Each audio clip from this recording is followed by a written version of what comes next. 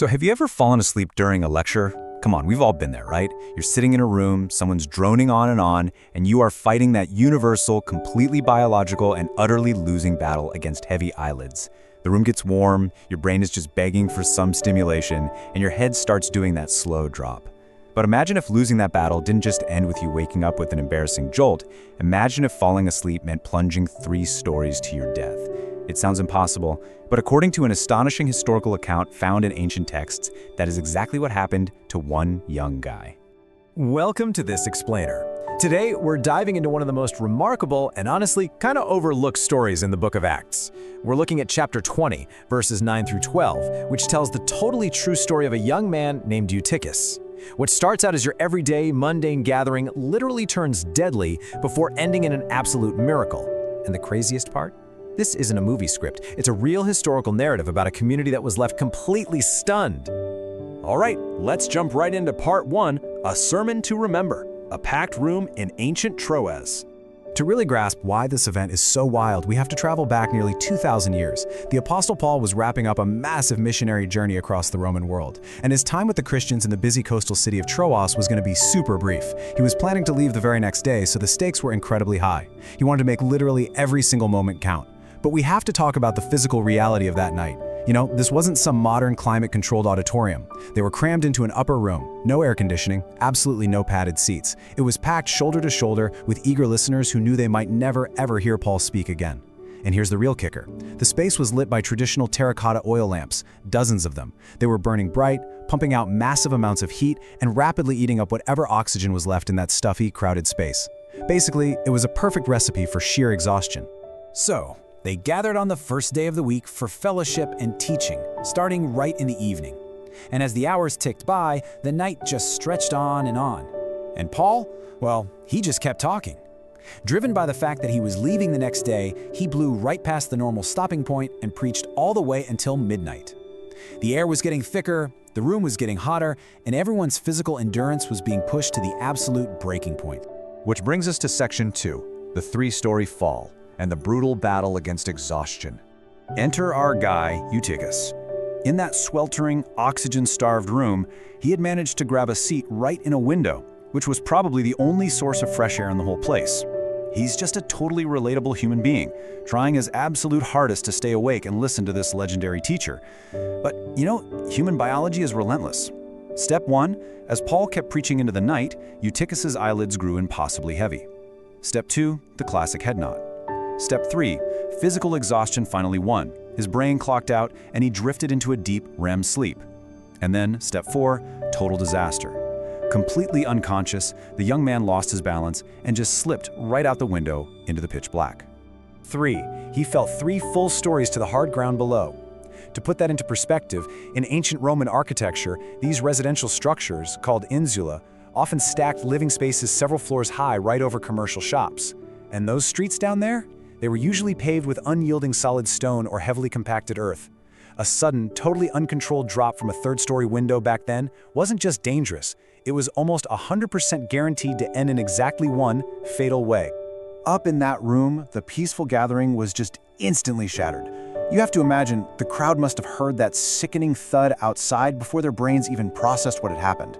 The sermon stopped dead, the room erupted into absolute panic, and everyone just frantically rushed downstairs.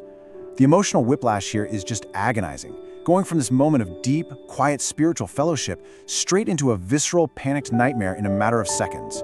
When the terrified crowd finally reached him at the bottom of the building, the devastating reality of the situation set in. As they gathered around his body in the dark street, the verdict was undeniable. Eutychus was dead. The heavy emotional weight of that moment is just staggering to think about. I mean, they had gathered to be uplifted by one of early Christianity's greatest leaders, and instead they're staring at the lifeless body of one of their own. The joy of the evening was completely obliterated, replaced by pure shock and heartbreak. Now let's look at section 3, an impossible revival, defying death. But, and this is a huge but, the story doesn't end in tragedy. Paul hurried downstairs and pushed his way right through the panicked crowd. But instead of just surrendering to the despair that had gripped everyone else, he does something super unusual. He bends right over the lifeless body, throws his arms around the young man, and then makes this stunning, definitive declaration. He says, "Don't be alarmed, he is alive." And listen, this wasn't just blind optimism, it wasn't a hopeful wish. It was a statement of profound reality.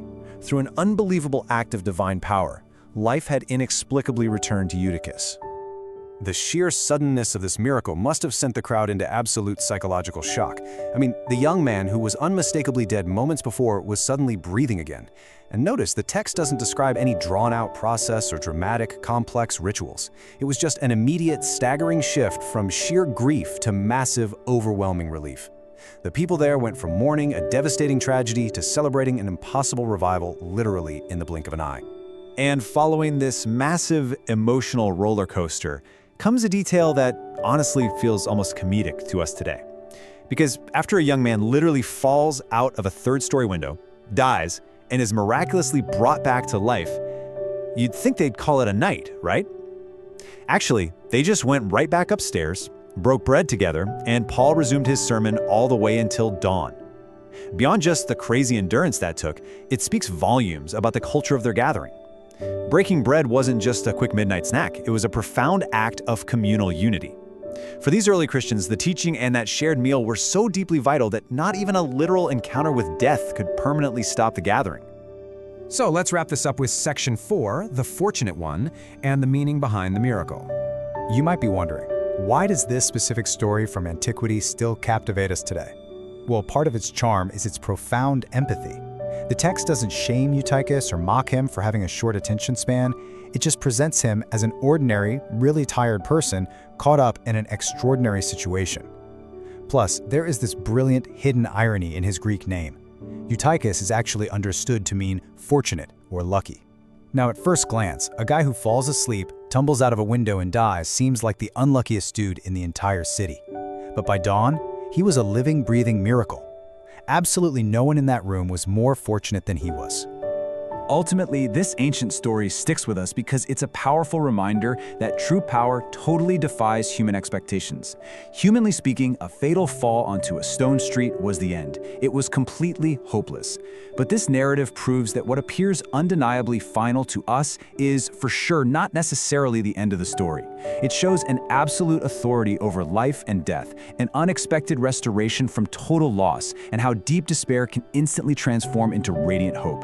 It's an amazing case study in how ancient communities understood and documented the miraculous power that was operating right in front of them.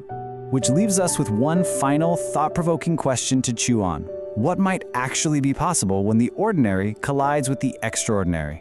Eutychus was just a regular guy trying to get a breeze and stay awake, yet his physical collapse became the center of a message way bigger than himself. If you loved diving into this and want to keep exploring hidden historical details and ancient mysteries just like this one, make sure to subscribe to this explainer. We've got a lot more to uncover. See you next time.